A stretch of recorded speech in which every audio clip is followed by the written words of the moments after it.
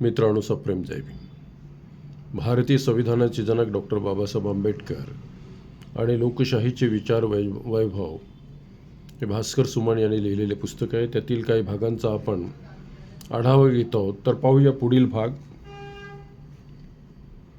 दिवसेंदिवस भारतात दलित, पददलित, अस्पृश्य समाजावर अन्याय अत्याचार वाढत आहे. काही कर्तव्य चुकार अधिकारी आणि संबंधित मंत्री अशा निंदनीय घटनांना अंजाम देणाऱ्या अपराध्यांना मोकळीक देताना दिसतात. स्मरण असो की कायद्याचं जग आहे. ज्याने अपराध केला त्याला सजा मिळायलाच हवी. हिंसेतूनच हिंसेचा प्रादुर्भाव होतो. विज्ञानाचा साधा, सरळ व सोपा नियम आहे. If there is a action there is an equal and opposite reaction. कर्तव्य चुकार माणसे त्या अपराध्यांना सोडतील, परंतु निसर्ग त्यांना सोडणार नाही. कारण निसर्ग हा सुद्धा स्वतंत्र झाला आहे. कायद्याच्या चौकटीत त्याने आपले लोकराज्य उभे केले आहे. स्मरण असो की हा देश अनेक धर्म, अनेक जाती, अनेक पंथ, अनेक वर्ण व अनेक गटातटात पूर्णपणे विखुरलेला होता. वर्णव्यवस्थेच्या वाळवीने या देशाला पुरते पोखरून टाकले होते. पहिला वर्ग हा ब्राह्मणांचा, दुसरा क्षत्रिय, तिसरा वैश्य आणि शेवटचा शूद्रादी शूद्रांचा. गुलामीच्या पाशवी बेड्याने जखडलेला हा अस्पृश्य समाज इतर उपरोक्त तीन वर्णाच्या अन्यायाचा नेहमीच शिकार होत होता. ज्ञान आणि अर्थ या दोन्ही मौल्यवान क्षेत्रावर ब्राह्मणांची मक्तेदारी होती. क्षत्रियांनी केवळ लढायचं, वैश्यांनी शेती आणि व्यवसाय करायचा, अस्पृश्यांनी त्यांची गुलामी करायची. झाडलोट, साफसफाई आणि इतर तत्सम कामे करायची. युगानुयुगे अस्पृश्य वर्ग हा उपरोक्त तिन्ही वर्णातील लोकांच्या पाशवी जुलमांचा बळी ठरत गेला.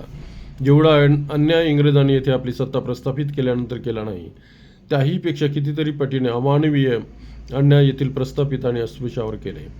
क्रूरपणे त्यांचे सातत्याने शोषण केले.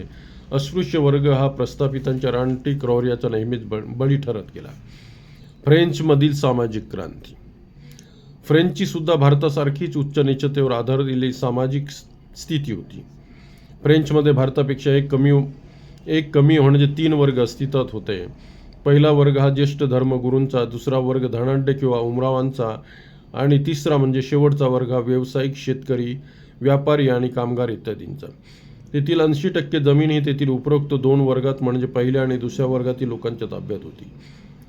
इतकेच नाही तर प्रशासनामध्ये त्यांना मानाची पदेही मिळाली होती. त्यामुळे ते ऐश आरामात आपले जीवन कंठीत असत. सदर ऐश आरामाचं जीवन जगणाऱ्या दोन वर्गाची लोकसंख्या तेथील एकूण लोकसंख्येच्या केवळ 4% होती. सारे काही उपरोक्त उपभोगाची साधने दोन्ही वर्गांनी आपल्याकडे घेतल्यानंतर तिसऱ्या वर्गासाठी काय उरणार? उरली सुरली शेती आणि छोटा मोठा व्यवसाय. तिसरा वर्ग हा फ्रेंचमधील उपेक्षित वर्ग, श्रमिक वर्ग. कमी उत्पन्नातही तिसऱ्या वर्गावर कराचे बोजे लादले जायचे. त्यामुळे तेथील या बहुसंख्याक समाजाने होणाऱ्या शोषणाविरुद्ध 1789 मध्ये सशस्त्र उठाव केला आणि प्रजासत्ताक राज्याची स्थापना केली. त्यांच्या स्वातंत्र्याचा जाहीरनामा 26 ऑगस्ट 1789 साली घोषित करण्यात आला. त्यानुसार स्वातंत्र्य, मालमत्ता व जीविताची सुरक्षितता, अन्यायाचा प्रतिकार हे मानवाचे मूलभूत अधिकार मानले गेले. त्या फ्रेंच राज्यक्रांतीने संपूर्ण जगाला भगवान बुद्धांनी दिलेल्या स्वातंत्र्य, समता आणि बंधुता या त्रयींचा बहुमोल नजराणा जनतेला भेट केला. या त्रयींचा स्वीकार करणाऱ्या देशांनी तो आत्मसात करून आपला फार मोठा विकास घडवून आणला.